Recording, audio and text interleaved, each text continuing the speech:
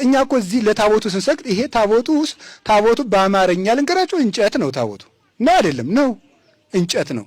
እንጨቱን ግን የማንን ስም ጽፈንበታል? የእግዚአብሔርን ስም። የምንሰግደው ለማን ስም ነው?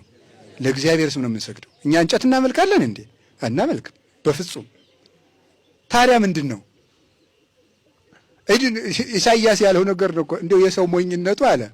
እንጨቱን ቆርጦ ግማሹን አልጋ ይሰራበታል አለ እና ደግሞ ግማሹን አንድዶ ይሞቅበታል፣ ግማሹን አልጋ ሰርቶ ይተኛበታል፣ ግማሹን ስጋ ጠብሶ ይበላበታል፣ ግማሹን አምላክ አድርጎ ይሰግድለታል አለ። ጅል ማለት ይሄ ነው። አዲያ ዳጎን ለባብሶ አይኑን አፍጥጦ ጆሮውን እንደዚህ አድርጎ ወርቅ ተደርቦለት ዘንግ ሁሉ አስዘውት እንደዚህ ብሎ አይን እያለው የማያይ ጆሮ እያለው የማይሰማ ይኸው እንደዚህ። አንዳንዱ ሰው እንደ ዳጎን ነው። ምን ማለት መሰላችሁ? አባ ጊዮርጊስ የመምህር ስም ይዞ የመምህር ዕውቀት የሌለው ዳጎን ይባላል ይላል። የመምህር ስም ይዞ በሉ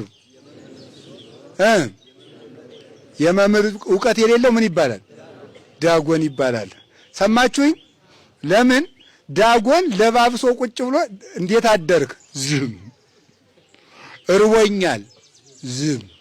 ጨንቆኛል፣ አረጋጋኝ፣ ዝም። ተናድጃለሁ፣ ልቤን መልሰው፣ ዝም። ምንድነው አንተ? ዝም። በድንጋይ ነው የምቀጠቅጥ፣ ዝም። ማን እንደዚህ የሚያደርገው? ዳጎን ማለት ዝም። መምህር ተብሎ ሲያበቃ ያስተምሩኝ፣ ዝም። ጥያቄ አለኝ፣ ዝም። ቸግሮኛል፣ ዝም።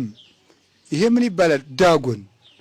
እኔ አላልኩም፣ አባ ጊዮርጊስ ነው ያለው መጽሐፈ ምስጢር ላይ።